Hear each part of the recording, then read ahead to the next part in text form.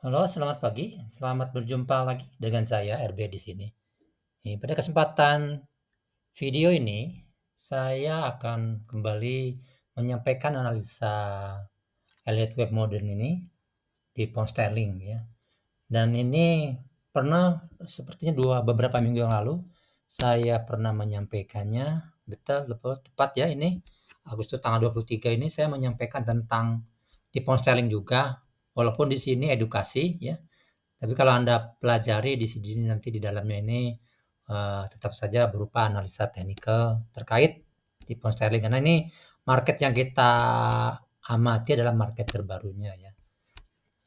Walaupun itu edukasi. Sama ini melanjutkan saat ini ya. Ya. Kalau sebelumnya kita berbicara tentang segmen ganjil sampai segmen genap. Jadi kita sekarang bicara tentang struktur marketnya. Jadi struktur market ya. Kalau di sini, kalau di segmen untuk ganjil genap sebenarnya bentuk dari katakanlah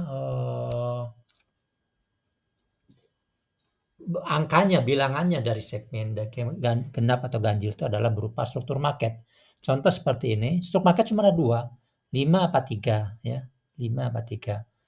Atau kalau di itu ya genap sama ganjil. Nah di sini kalau kita selintas, maka pengamatan kita ya, yaitu pada saat dikatakan satu struktur, yaitu pada saat kita mempunyai sebuah pengamatan kita adalah di bagian analisa topnya ini di sini satu hingga kalau di sini top ya maka berakhir pada bottom yang terakhirnya ya. Walaupun ini bottom terakhir di sini ya, bottom terakhir di sini ada pergerakan naik seperti di sini walaupun ini belum memperlihatkan bahwa ini sebagai tanda reversal belum ya, memang seperti itu ya. Ya.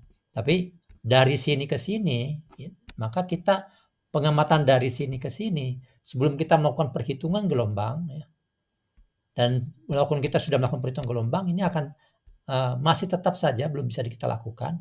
Maka yang kita lakukan adalah menentukan struktur marketnya. Kalau sebelumnya kita menentukan ganjil genap, kalau ganjil genap ya dari sini ke sini, maka kita pengawatannya itu kita pecah-pecah. Dari sini ke sini adalah ganjil, dari sini ke sini genap. Jadi kalau saya misal bicara kita ganjil genap, ya, maka kita katakan bahwa dari sini ke sini adalah ganjil, seperti itu. Maka dari yang ya dari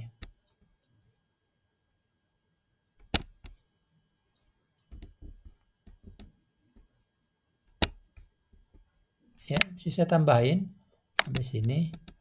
Nah, maka area ini adalah area genap. Ya, cara yang sama di sini sampai sini adalah ganjil.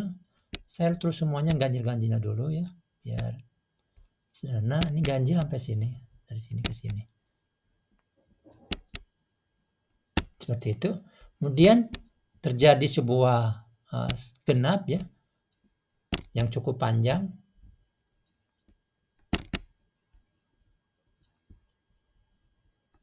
Ya. Nah, seperti ini. Ini bisa ditenggarai sebagai sebuah bisa menjadi sebuah format reversal. Kenapa? Karena kalau kita perhatikan ya, ganjil, genap, ganjil ya, maka ini adalah kalau misalnya tidak merupakan sebuah reversal, maka ini adalah katakanlah sebuah X ya. Nah, lupakan itu, mana yang kita dapat adalah ganjil genap. Nah dari sini yang disebut stroke market adalah cukup kita paham pengamatan tadi dari sini sampai sininya. Nah kalau ini seperti itu, maka kita hanya menyampaikan bahwa dari sini ya, dari top ini sampai ke bottom ini kita hanya bisa menyatakan bahwa itu adalah struktur 3.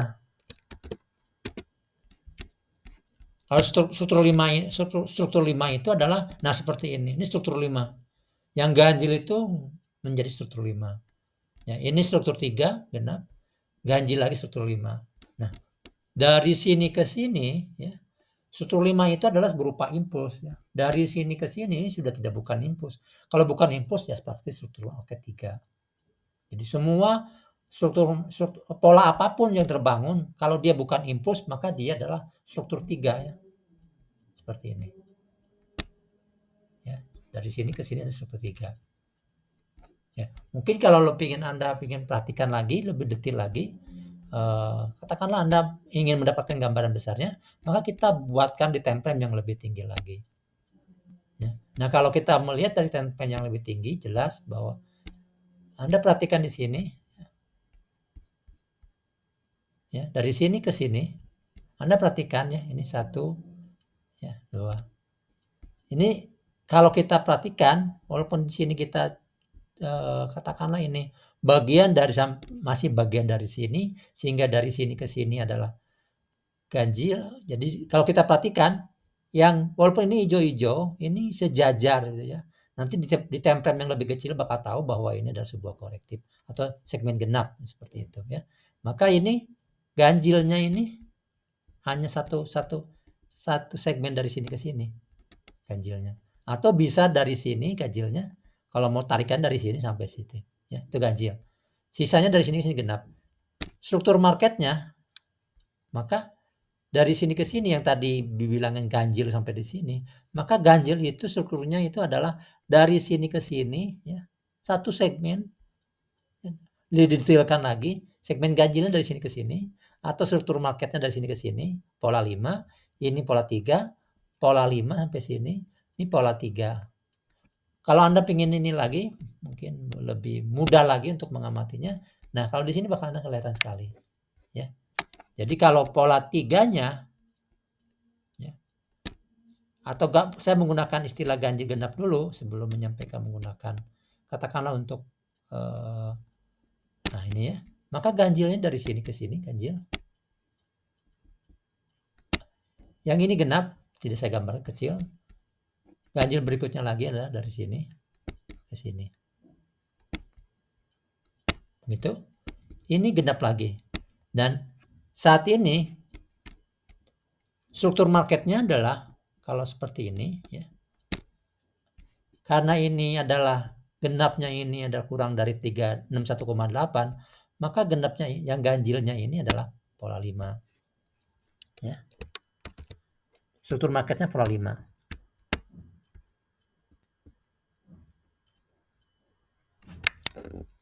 Nah, begitu aja pola 5. Sedangkan yang berikutnya, yang ini pola 5 juga. Yang ini yang hitam sedikit, ini pola 3. Saya gandakan lagi. Nah, ini ya, ini pola 3.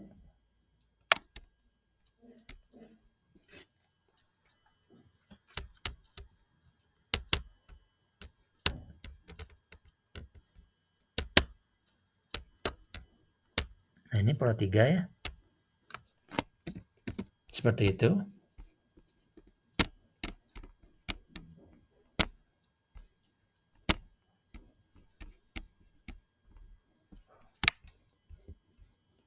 Ini pola 3. Ya. Ini 5, 3, 5, 3 ya. Jadi, nah, untuk 5, 3, 5 ada satu pola, ada dua pola yang bisa jadi. Di struktur market seperti ini, setelah strukturnya baru kita bisa menghitung.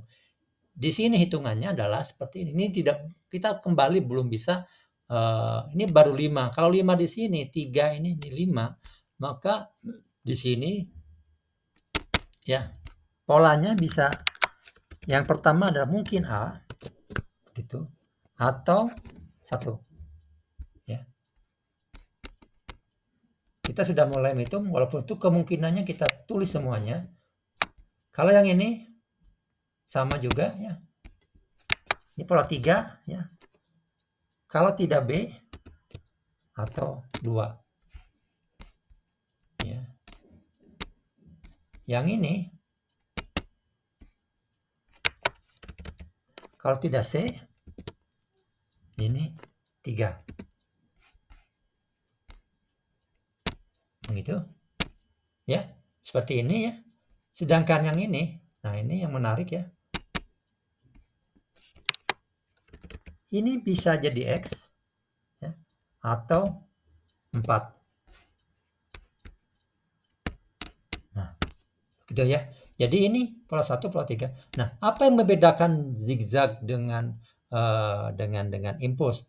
Impuls pesertaan pertama dulu adalah bahwa pola 5-nya di sini, pola 3-nya adalah kebetulan yang segmen ketiganya ini tidak boleh paling pendek, ya. Dia paling pendek yang kedua, paling panjang kedua atau paling panjang yang pertama. Jadi kalau misalnya kita ukur Fibonacci ekstensinya, kalau dia katakanlah ya, kita ukur.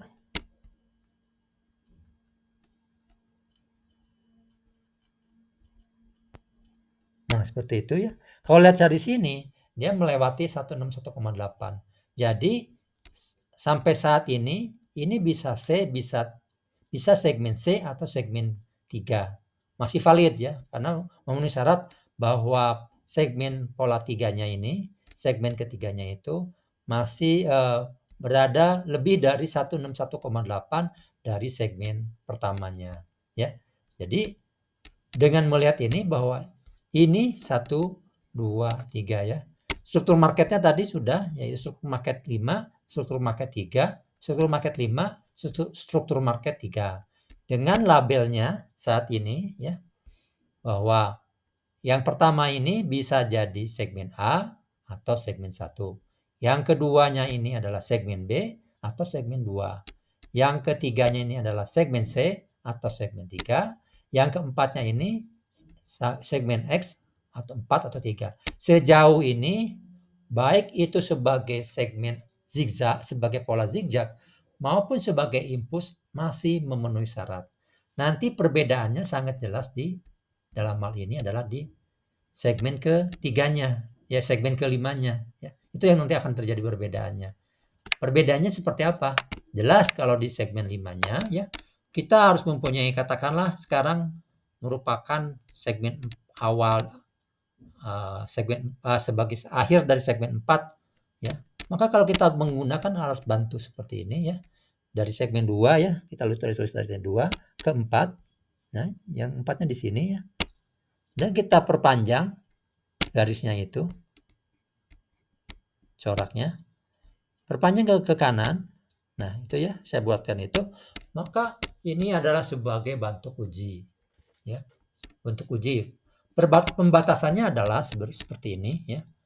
Maka segmen ketiga, kelimanya ini, kalau itu terjadi dengan yang sekarang sebagai katakanlah patokan akhirnya di sini ya, sebagai patokan akhirnya di sini, maka batasnya adalah 61,8. Ya. Maka saya kasih tanda di sini sebagai sinar horizontal.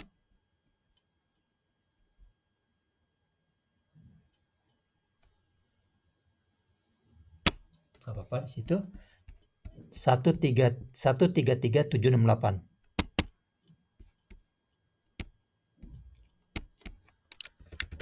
133.678. 786. 786. Sorry, 768. 768. Perhatikan yang ini ya. Perhatikan yang ini. Ya. Ini. Kemudian saya buatkan alarm. Ya.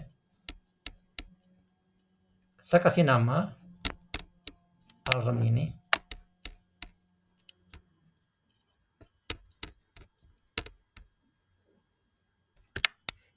Nah, ini ya. Alarmnya adalah ini. Batas impuls atau zigzag, lebih tepatnya double zigzag. Nah, seperti itu ya. Jadi ini adalah batasnya ya. Batasnya untuk saat seperti ini. Bisa saja berubah karena gara-gara ini segmen 4-nya memang belum berakhir. Bisa saja seperti ini. Apapun itu cuman tinggal menarik saja ekstensi ininya, Fibonacci ekstensinya ke titik segmen 4-nya. Sehingga di sini nanti 61,8-nya turun ya. Apa berubah ya seperti itu. Nah, ini batas sepertinya ya. Jadi itu adalah salah satu cara yang membedakan antara impulse dengan zigzag, atau lebih tepatnya dengan double zigzag ya. Kalau dengan zigzagnya sendiri sebenarnya sudah selesai ya. Sudah saat di sini ini gagal, di sini sudah bukan zigzag ini ya.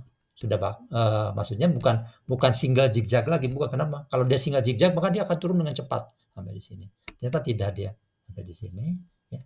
Maka kemungkinan besar adalah dia membangun katakanlah impuls dari sini ke sini ya. Nah, setelah ini baru kalau kita apapun itu ya, apapun itu, bahwa setelah sekarang ini akan terbangun sebuah pergerakan harga yang cukup cepat ya. Ini sudah, karena batasnya ini kalau di sini adalah 1 bar, 2 bar, di sini sudah katakan udah hampir 3 bar ya. Nah, memenuhi syarat sebenarnya. Jadi kalau kita menggunakan di time frame yang lebih kecilnya ya, ini masih ternyata dia masih apa? Yang tadi kita lakukan pertama kali ini ternyata masih berupa pola 3 ya sampai di sini. Ini pun sampai pola 3. Berarti ciri-ciri akan terjadi katakanlah menjadi segmen kelima ini belum hadir ya. Atau segmen awal dari double zigzag belum hadir. Karena kalau kita perhatikan, kalau misalnya yang berikutnya ini yang naik sampai sininya itu bisa menjadi segmen kelima bagi impuls, atau awal dari zigzag yang keduanya dari double zigzag. Okay. Jadi sekarang tinggal memperhatikannya ya. Kita perhatikan di time frame ini ya. Ya. Bisa aja Anda menggunakan katakanlah sebagai katakanlah sebagai alarmnya di sini, bisa Anda gunakan misal dari sini ke sini ya, bisa saja. Yang jelas ini masih berupa pola 3 ya. Dan ini sampai di sini berarti. Karena tidak menutup kemungkinan kalau kita lihat di 2D-nya ini ya, misalnya ini katakanlah naik sampai di sini dan turun lagi. Ini tidak menutup kemungkinan. Jadi kalau di sini adalah berupa katakanlah segmennya ini adalah sebuah mono ya ke bawah satu, maka di sini tidak tertutup kemungkinan adalah berupa katakanlah berupa flat ya, nih naik, turun ya, baru satu, kedua naik, turun lagi misalnya ya, ya tidak menutup kemungkinan itu terjadi, sehingga setelah itu akan terjadi kenaikan. Oke. Baik, saya cukup sampai di sini edukasi tentang Elliott Wave modern, salah satu yaitu yang disebut sebagai struktur market. Pada saat kita berbicara tahapan dari proses penganalisan kita adalah pertama tentukan adalah segmen ganjil, segmen genap. Ya, kalau sudah kita menemukan segmen ganjil, segmen genap, maka kita lanjut dengan struktur marketnya seperti apa. Ya, struktur market itu cuma ada 2, yaitu struktur market 3, struktur market 5. Ya, seperti ini ya. Setelah kalau kita sudah menentukan struktur 3 atau 5 seperti ini, maka baru kita bisa menghitung skenario perhitungan kita, pola perhitungan kita. Di sini kalau ini A dan 1, ini masih belum bisa dikatakan sebagai katakanlah A ataupun 1 gara-gara adalah karena memang sejauh ini segmen kelimanya belum terbangun. Segmen kelimanya yang bisa membedakan antara double zigzag atau menjadi sebuah impuls. Ini belum terbangun. Ya. Okay. Saya coba sampai di sini untuk edukasi hari ini. Oh iya, jangan lupa untuk likes ataupun share ide video saya ini ya. Ya, sekian, terima kasih.